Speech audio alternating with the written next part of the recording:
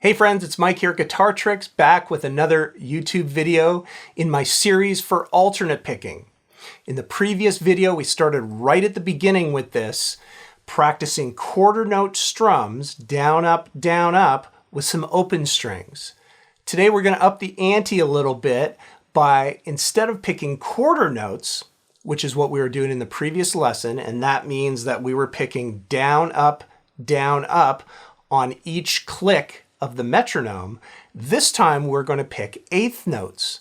And that means that we are going to sync each downstroke on the click of the metronome, but do the upstroke in between. Okay, let me give you an example at a slow speed on the metronome. I'm at 60 BPM. 3 and 4 and down, up, down, up, down, up, down, up. Okay, that's what we're going for here. Now we're going to up the ante as well by starting to fret some notes. So the next step in practicing this is to do single notes on each string. And I'm going to grab just the 5th fret of each string and make my way up the strings, picking eighth notes with the metronome. Let's give it a try. 3 and 4 and.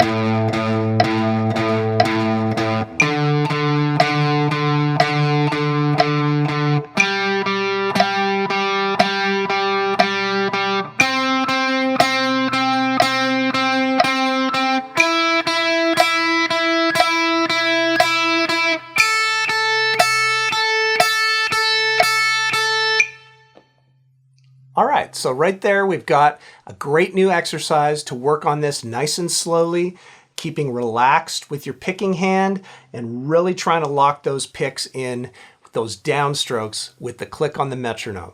Also really focusing on trying to get each downstroke and upstroke to sound even and consistent. Let's take it the next step further and look at a scale pattern.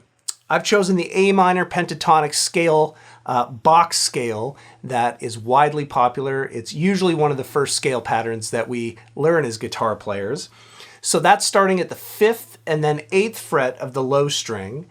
I'm going to the 5th and 7th frets of the 5th, 4th, and 3rd string, and then the 5th and 8th fret of the top 2 strings.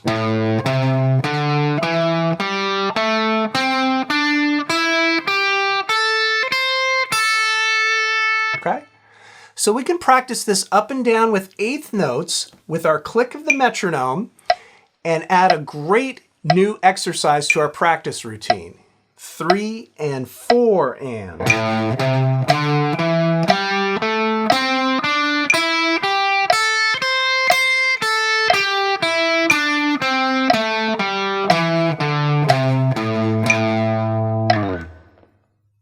All right, so start slow with that. Make sure that you're executing it nice and evenly, no mistakes.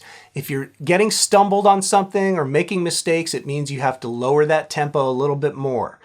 And just work with it so that you're executing it properly and cleanly and put in lots of repetition. That's going to put you in a position to come back the next day and try to go a little bit faster with the metronome.